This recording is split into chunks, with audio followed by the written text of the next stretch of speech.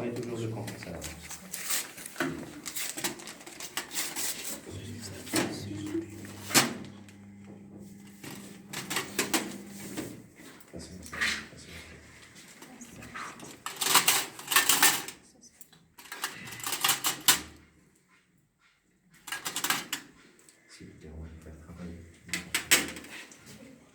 Le bac. Voilà.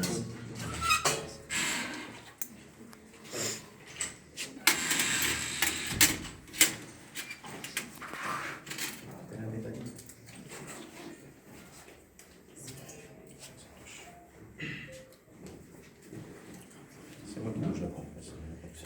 Ne bougez pas le corps. Voilà.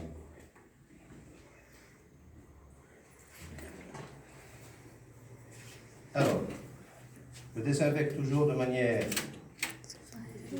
centrifuge, je mets du centre vers la périphérie.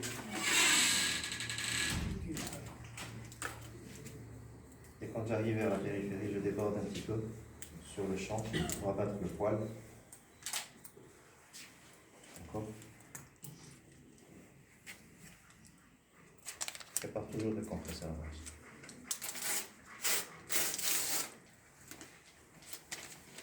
L'étaler.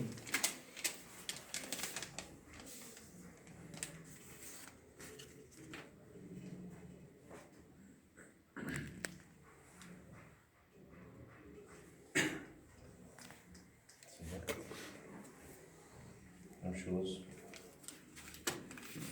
Alors, ce qu'il ne faut pas faire, c'est d'aller chercher, par exemple, un poil que vous avez observé à l'intérieur, etc., aller chercher avec la compresse. À ce moment-là, il faut refaire.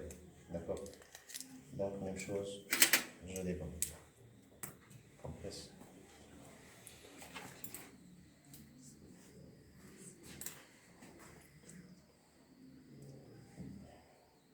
J'enlève l'excédent antiseptique.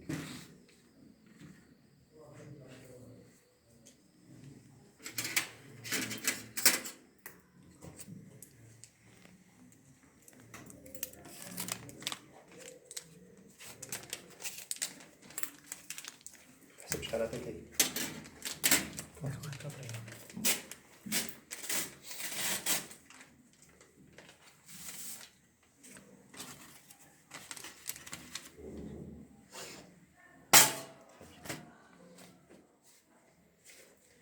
Essayer de placer les champs opératoires,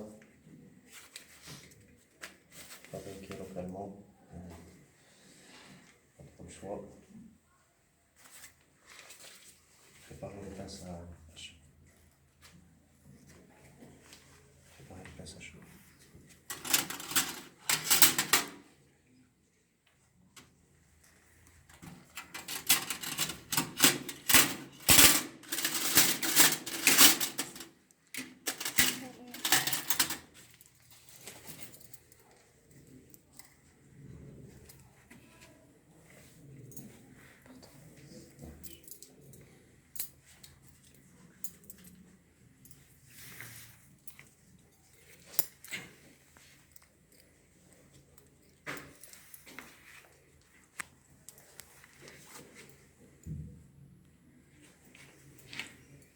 Dans les pinces à champ, on tient toujours le champ et la peau aussi.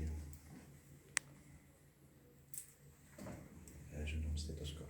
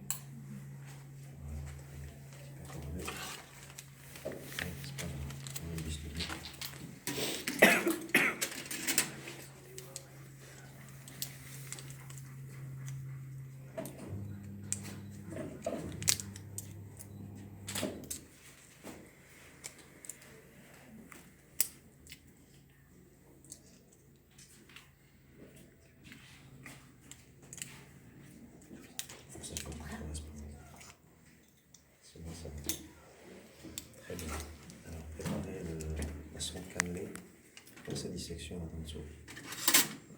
Alors, l'incision se fait à partir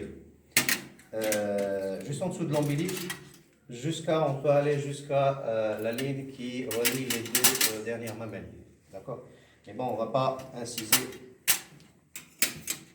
autant. Hein.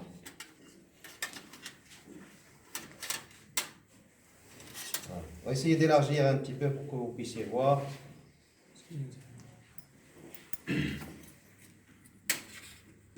Des ciseaux rousses.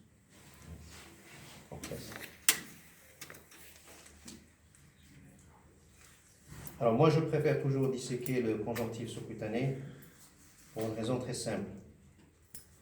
C'est que lorsque vous incisez avec la lame du bistouri, vous sectionnez les vaisseaux. D'accord? Et ça provoque un saignement abondant. Pas d'hémorragie, mais c'est un saignement qui va vous gêner éventuellement. D'accord?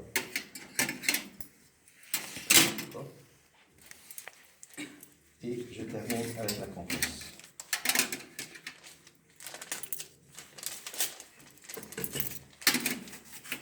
Jusqu'à présent, je suis au niveau de la partie à la paroi abdominale. Il n'y a presque aucune goutte de sang. D'accord? C'est l'avantage de travailler au niveau de la ligne médiane, en incision médiane. D'accord? Et plus on va en paramédiane et en latéral, plus le saignement est important et plus les vaisseaux sont importants. Alors ce que vous voyez en plus ou moins rouge, qui va vers le gris, c'est la paroi musculaire. D'accord? Donc vous avez le grand droit de l'abdomen. Ensuite, plus on va vers la paroi latérale, plus on empiète sur l'oblique externe. Et cette ligne que vous voyez au milieu, c'est ce qu'on appelle la ligne blanche. Très bien. Et sa dissection, attention. Alors, ce qu'on va faire, c'est qu'on va faire un petit pertuis, petit orifice.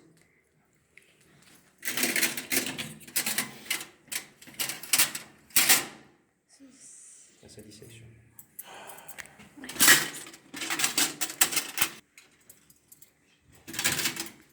Donc, on va faire un petit orifice au niveau de la ligne blanche. On va introduire la sonde cannelée. On va d'abord vers l'arrière.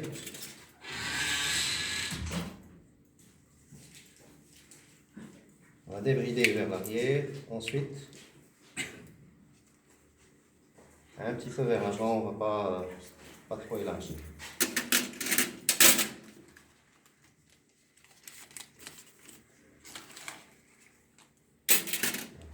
Et là, je suis au niveau de la cavité abdominale. Alors, ce qu'on voit toujours en premier au niveau de la cavité abdominale, ce qui va nous gêner un petit peu, elle est assez maigre, donc on voit même les intestins. D'accord? Alors, on peut tirer éventuellement les intestins pour que vous puissiez voir. Alors, à quoi on reconnaît l'intestin de la corne?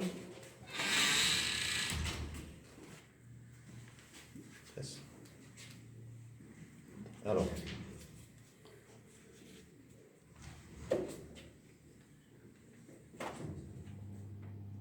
Alors, comment on reconnaît l'intestin de la corne? Vous allez me dire la taille,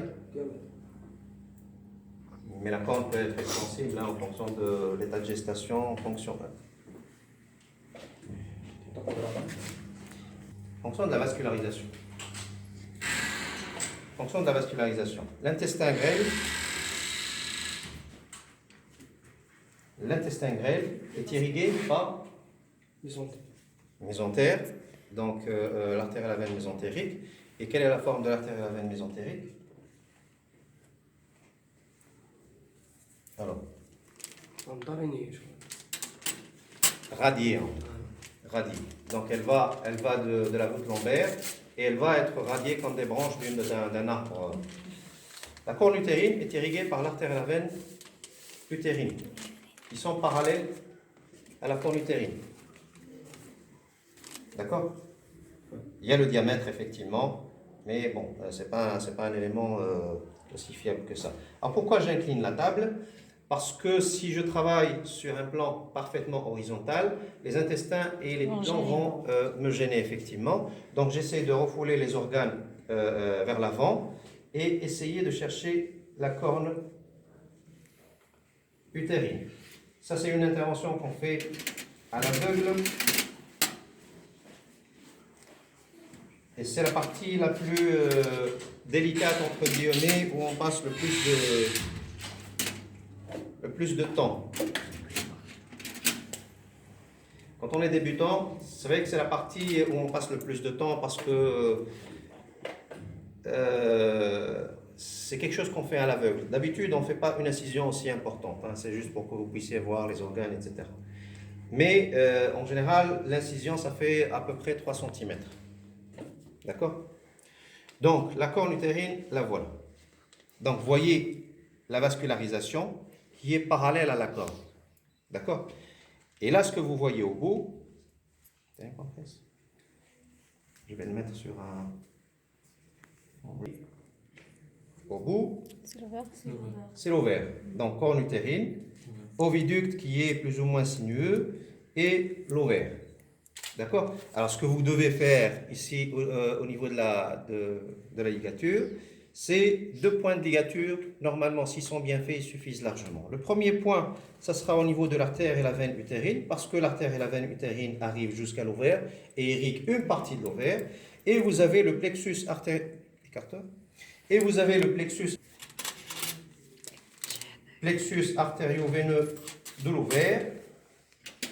Je vais essayer de tirer un petit peu. Qui est là, qui va irriguer l'autre partie de l'ovaire. Donc vous devez faire 2 points de ligature. Si vous avez une pince en cœur, vous pouvez l'utiliser pour isoler l'ovaire sur le plan vasculaire. D'accord? Alors là, j'ai l'ovaire à l'intérieur. D'accord? Donc là, sur le plan vasculaire, l'ovaire est isolé. Alors, il faut que ça soit tendu, mais sans trop tirer, sinon ça détache. D'accord, Phil? Alors, ce que je dois faire, c'est prendre un point du ligament large, n'importe quel point du ligament large, d'accord? Faire la ligature, et pour être sûr d'avoir la totalité des vaisseaux, au même point, je vais piquer la deuxième aiguille et faire la ligature de l'autre côté. Vous allez voir. Alors, je peux faire, par exemple, utiliser une pince limitative en dessous. D'accord? Faire ça. Et faire la ligature, etc. Quand on a pris l'habitude de travailler comme ça, c'est quelque chose qu'on évite de faire. Résorbable. 3-0, ça serait mieux. Entre 3-0 et 2-0. Donc, à n'importe quel point du ligament large, je prends